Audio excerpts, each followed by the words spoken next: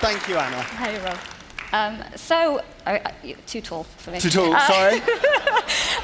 Please just give us an update on what's happened a year on from winning the prize. Yeah, so, I mean, it's been a thrilling ride since last year when Charmian was standing on the stage.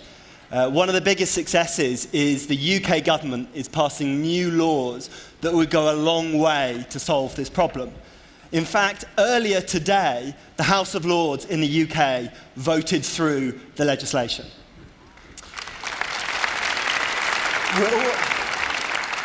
We're also seeing similar laws in Europe.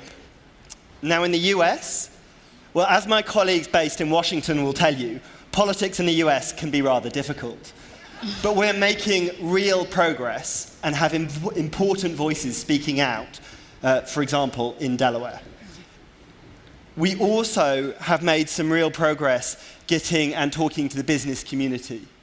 A group of business leaders called the B Team, founded by Richard Branson, Mo Ibrahim, and the boss of Unilever, are starting to make the business case for ending anonymous companies.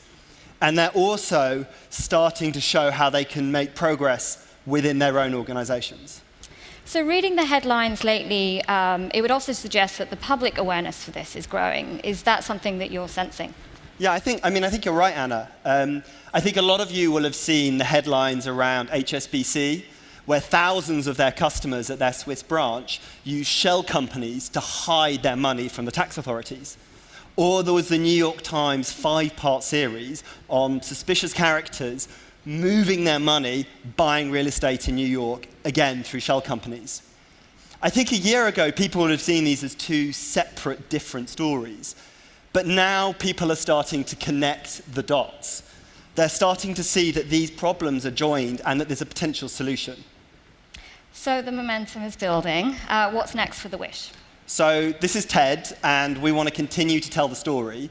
So I'm really pleased to say that we're teaming up with Sundance and with Vice News to produce a documentary film about this issue.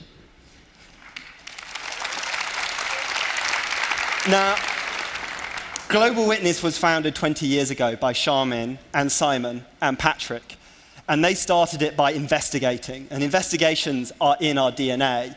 We use hidden cameras and talk to whistleblowers to reveal the truth behind corruption and conflict. So we have a really interesting, explosive investigation in the works. Can't tell you any more, but watch this space. And then finally, we need to keep up the momentum for change, and we need to win more of the political battles that we've won in the UK and Europe. Well, keep fighting the fight, Robert. We're right there beside you, and I'll see you on the conference call next week. Thank you, so Anna. much, Robert.